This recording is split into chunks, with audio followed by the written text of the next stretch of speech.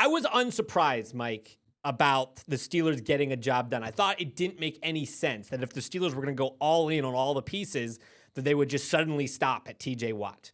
Is that a good way of looking at it?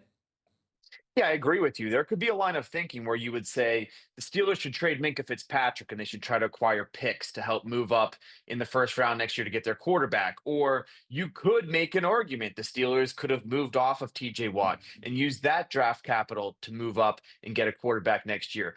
But I agree with you that if you're going to have a vision and you're going to have a plan, and you just went out and you acquired a 30-year-old Jalen Ramsey, you signed a 34-year-old Darius Slay, you still have Cam Hayward, who's going to be 36 years old this season. You just brought in a 41-year-old quarterback.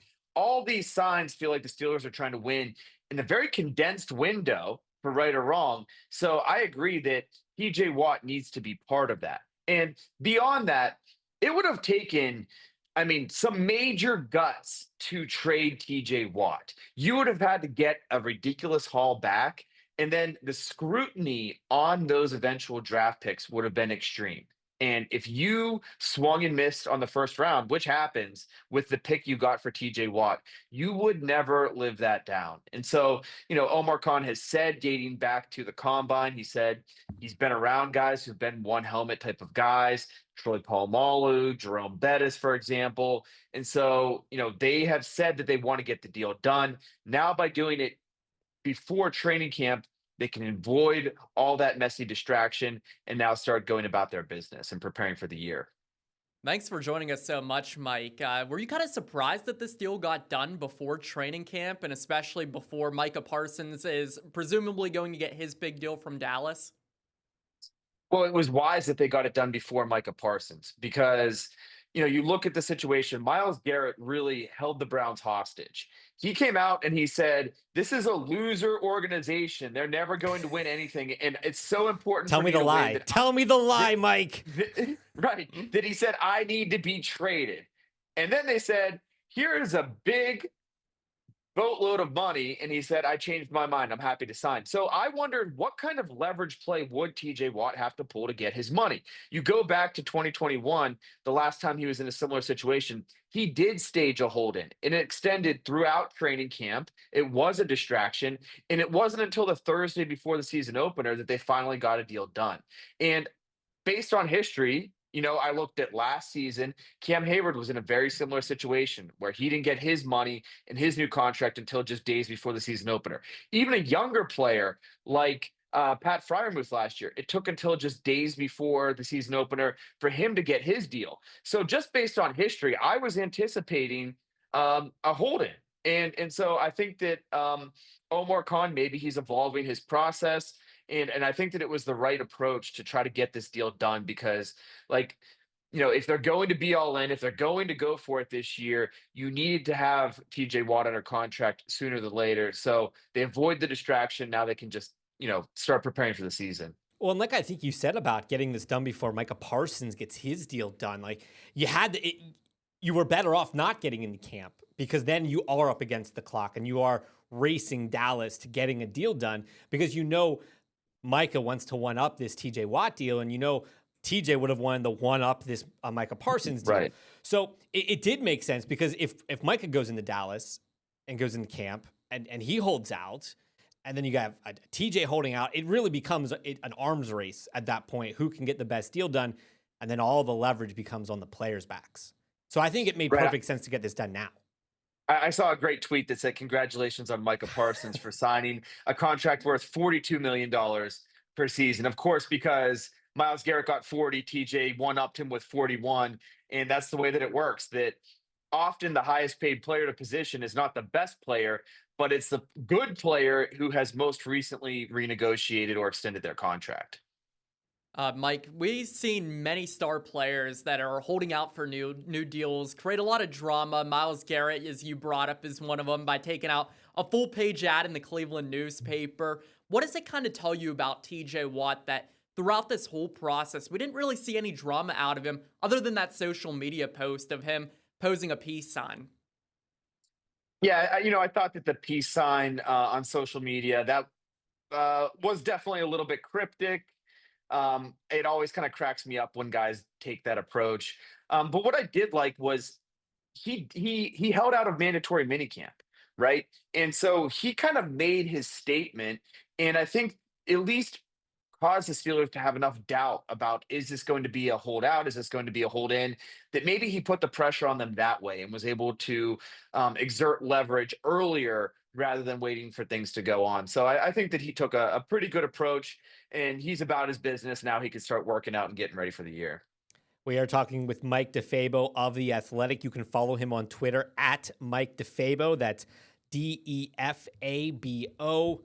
Mike, you mentioned the one helmet thing with TJ being a one helmet guy, probably Cam Hayward being a one helmet guy. In a world where one helmet guys is already rare, you've got two on the same defense. That's pretty unique, and that feels very Pittsburgh Steelers-ish, because that if there's a team stuck in tradition and the past, it is the Pittsburgh Steelers. Right, absolutely. And that's kind of the tough thing for a negotiator. And you asked me if I was surprised by this coming out now. I was, because I had a story that was supposed to come out on Monday talking about Omar Khan as a negotiator. And his very first contract negotiation, was with Jerome Bettis in 2001. And Omar talked about how, and Jerome talked about how it was a difficult negotiation because Omar didn't necessarily realize, as a recent hire, that Jerome means more than just his stats and his production on the football field. This is a member of the community, and he's somebody who has connected with this fan base on a deeper level. And I would put TJ Watt in a similar category here, where you know that he's going to be in the Ring of Honor one day for the Steelers. And now, he's going to have an opportunity to do so, potentially wearing just one helmet. Now, here's the thing.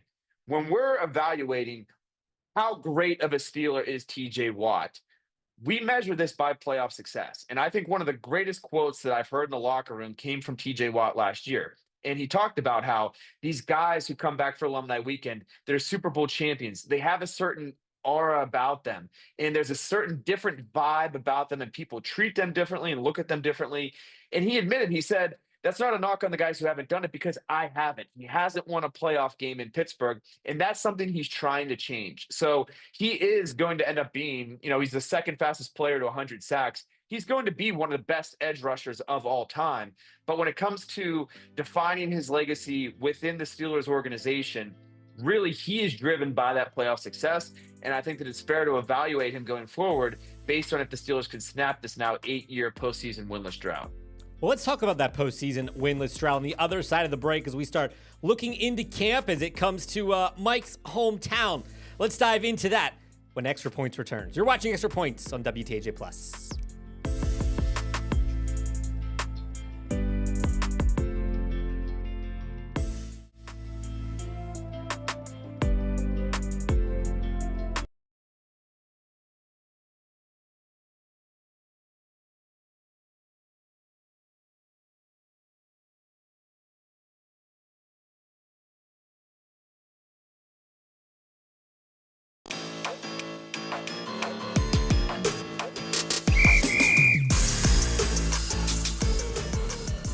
Back here on Extra Points, Mike DeFabo of The Athletic joining us to talk about the Steelers as they get set to open up camp.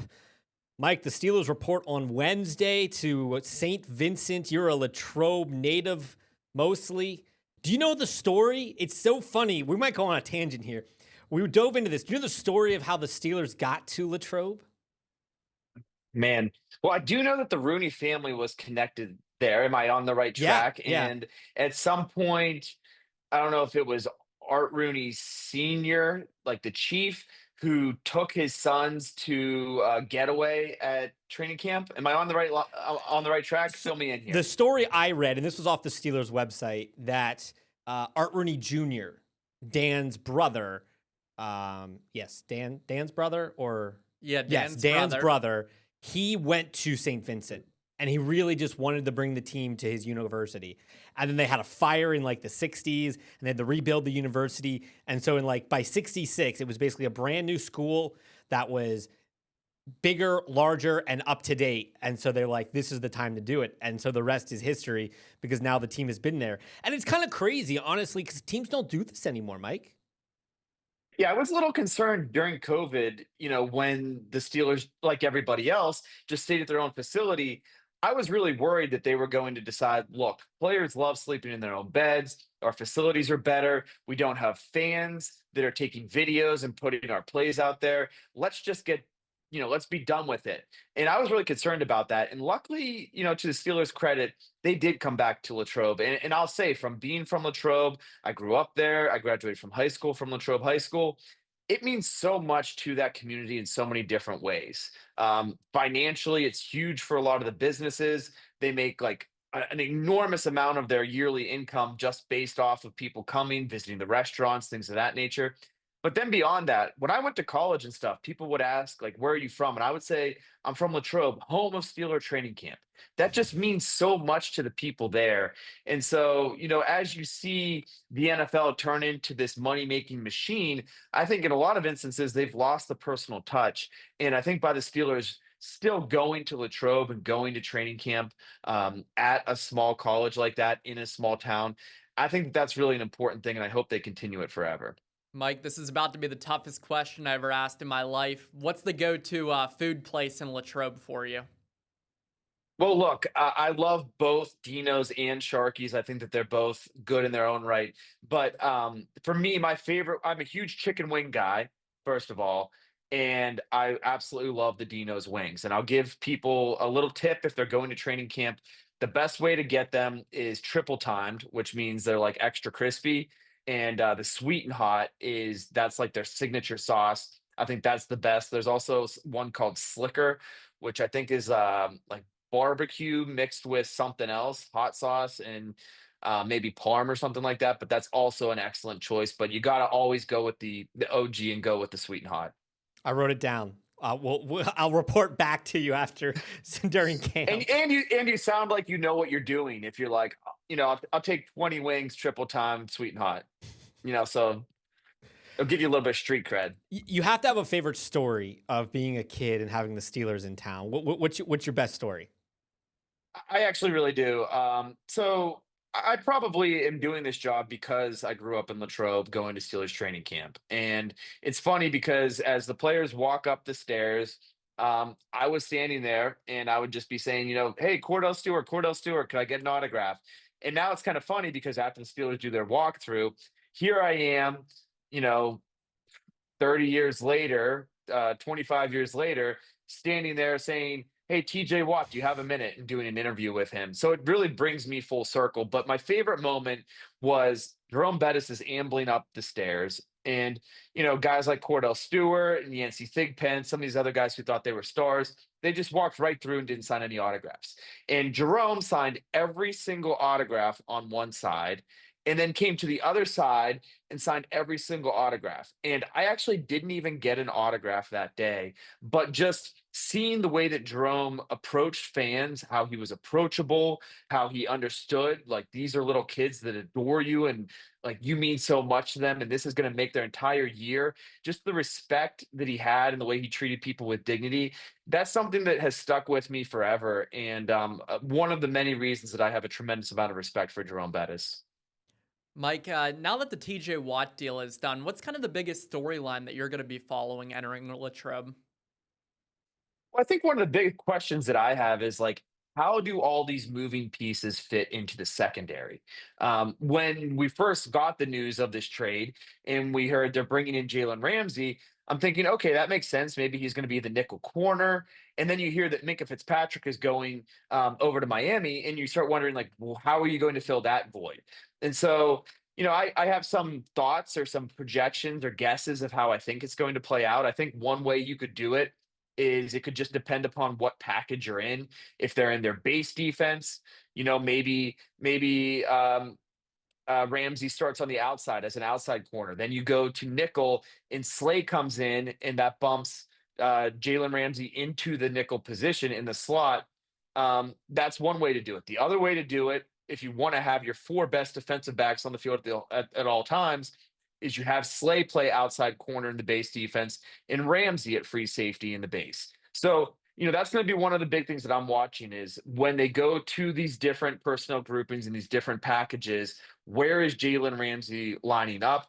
And then I think that's going to evolve. And I think that's going to be something the Steelers are really going to have to figure out if they're going to unlock his full potential and the full potential of this defense. I'll tell you what, Mike, though, 3-3-5 is all the rage in college these days. And if you want to get creative and you want to try something a little out of the box, you don't see it in the NFL that much. But a 3-3-5 base defense would kind of fit the personnel, at least at the moment. Yeah, I think at least the five defensive backs makes tons of sense. And you've seen a lot of teams like the Steelers, in theory or by name, are a 3-4 base defense. But you look at how much they're actually in nickel or in dime, and that represents like about 80% of their snaps. And so there's going to be plenty of opportunities where you're going to have five defensive backs on the field. And it's just a matter of how do you configure those guys? What roles do you cast each one in? But I think there's going to be potential for it. The other thing I'll say about this whole situation is it's not the worst idea in the world to take a 34-year-old Darius Slay off the field for 5 or 10 snaps a game, and just give him a little bit of a breather. Everyone's so concerned about making all these guys fit at the same time, but I think that preserving the legs of a 34-year-old, and making sure that he's productive and effective deep into the seasons. That's another way to manage what is a little bit of a sticky situation because of the backlog at cornerback position. Do you think Omar Khan's done making moves this offseason, whether if that's adding a safety or adding a wide receiver too? Yeah, I think you hit the nail on the head right there. If the Steelers are indeed all in, which is the new narrative, well, I don't think that you can go into it with Juan Thornhill as your starting safety, or Jalen Ramsey playing a brand new position. So, some guys that I would keep my eyes on, Justin Simmons is still available. He was at one time a Pro Bowl safety with a ton of experience playing free safety. Julian Blackman didn't have the best year with the Colts last year, because he was going through an injury to his shoulder, but he could play both free or strong safety, which gives the Steelers a little bit of versatility there. Jordan Poyer's still out there. So,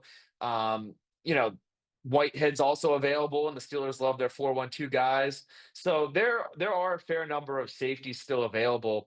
And in terms of a wide receiver, I think that's a little bit of a double-edged sword or a tricky conversation, because in one regard, you would love to see what the Steelers have in Calvin Austin. And Roman Wilson is a great unknown. And I think a huge X factor that if he steps up and performs well, you feel pretty good about that room. If he has another slow start or gets injured or underwhelms, then you're like, man, this receiving core for the second straight year looks a little bit thin. So what they could do at that position, and what I think might happen, you could kind of let it play out during training camp, see what you're getting from Roman Wilson and Calvin Austin, and then decide. And maybe closer to cut down day, there's a veteran who's available because he's going to be cut, or maybe he is in fact released. That would make some sense. So we'll have to see exactly how they do it. But, just based on Omar Khan and the way that he's gone about this offseason, I have to figure that he's going to find a way to add a couple more players in some form or fashion. Hey, we saw the Patriots do that 2 tight end look for so many years. I really think between Jonnu Smith and Pat Freiermuth, you could have something really cooking there. He's Mike DeFabo from The Athletic. Mike, man, we really appreciate you hopping on. I'm excited for Steelers camp. We are just, we're less than a week away. We're going to be in Latrobe next week with the team. It's an exciting time of year. Yeah, I can't wait, guys. And especially for those Dino's wings. You made me hungry just talking about it.